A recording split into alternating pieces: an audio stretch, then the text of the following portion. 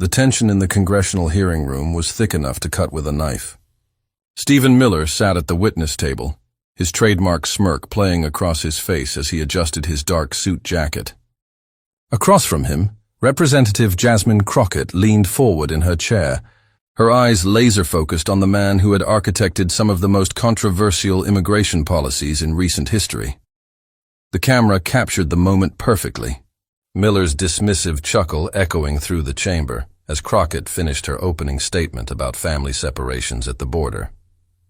His shoulders shook slightly with what appeared to be genuine amusement, as if he'd just heard the punchline to a joke, only he understood. "That's quite the performance." "Representative," Miller said, his voice dripping with condescension as he leaned into the microphone, "but perhaps we should stick to facts instead of emotional theater." The gallery behind them stirred uneasily. Several Democratic representatives shifted in their seats, sensing the electric tension building between these two formidable opponents. Miller, the 38-year-old policy architect known for his razor-sharp intellect and unwavering commitment to strict immigration enforcement, had just made a critical error. He had underestimated the woman sitting across from him. Crockett's expression didn't change. She simply stared at Miller for a long moment, her silence more powerful than any words. When she finally spoke, her voice was steady, controlled, and ice-cold. "Mr. Miller, I think you'll find that facts are exactly what we're going to discuss today. And by the end of this hearing, your chuckle is going to sound very different. Before we dive into what happened next, make sure to hit that like button and subscribe so you don't miss any of these incredible political moments. Now let's see how this explosive confrontation unfolded." The room fell silent. Even the usual whispers from the press gallery ceased completely. Something had shifted in that moment. The dynamic between questioner and witness had fundamentally changed. Miller's confident smirk faltered slightly as he realized he might have just walked into a trap he didn't see coming. This wasn't going to be another routine congressional hearing where officials gave evasive answers and everyone went home unchanged. This was about to become a masterclass in political confrontation, with Jasmine Crockett about to deliver one of the most devastating takedowns in recent congressional history. The stage was set. The cameras were rolling, and Stephen Miller was about to learn that sometimes the person you underestimate the most is the one who destroys you completely. Stephen Miller had built his reputation as one of the most influential and controversial figures in modern American politics. Starting as a communications aide in the House of Representatives, he quickly climbed the ranks through his unwavering commitment to restrictionist immigration policies and his ability to craft messaging that resonated with conservative voters. At 38, Miller had already left an indelible mark on American policy. He was the mind behind the travel ban affecting several majority Muslim countries, the architect of the family separation policy that dominated headlines for months, and the driving force behind efforts to dramatically reduce legal immigration numbers. His critics called him ruthless and inhumane. His supporters saw him as a brilliant strategist, fighting for American workers and national security.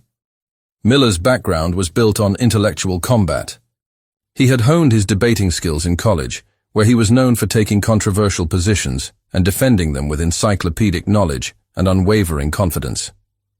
He thrived in hostile environments, seemed to feed off confrontation, and had a particular talent for making his opponents lose their composure while he remained calm and collected. His appearance before Congress today was supposed to be routine. He had testified dozens of times before, usually emerging unscathed from even the most aggressive questioning. Democratic representatives would express outrage, he would cite statistics and legal precedents, and everyone would move on. That was the pattern, and Miller had perfected his role in it. Representative Jasmine Crockett represented a new generation of Democratic leadership. At 42, the former civil rights attorney had been elected to Congress just 2 years earlier, but she had already established herself as one of the most formidable questioners in the House, her background prosecuting discrimination. Cases had given her a unique skill set perfectly suited for congressional hearings. Crockett's rise to prominence hadn't been accidental. Growing up in a working-class family, she had seen firsthand how policy decisions made in Washington affected real people's lives. Her mother had been a public school teacher, her father a small business owner who struggled with changing immigration policies that affected his workforce. These experiences had shaped her worldview and given her a deep understanding of the human cost of political decisions. As a civil rights attorney, Crockett had specialized in cases involving government overreach and constitutional violations. She had a particular expertise in immigration law and had represented families affected by the very policies Miller had crafted. This wasn't theoretical for her. She had seen the tears, heard the stories, and witnessed the real-world consequences of Miller's policy architecture. Her questioning style was methodical and devastating. Unlike many of her colleagues who relied on passionate speeches, Crockett preferred to build her case piece by piece, using documents, data, and the witness's own words to construct an inescapable logical trap. She had a photographic memory for details and could recall specific cases, dates, and policy language with startling accuracy. This hearing was about more than just political theater. The immigration policies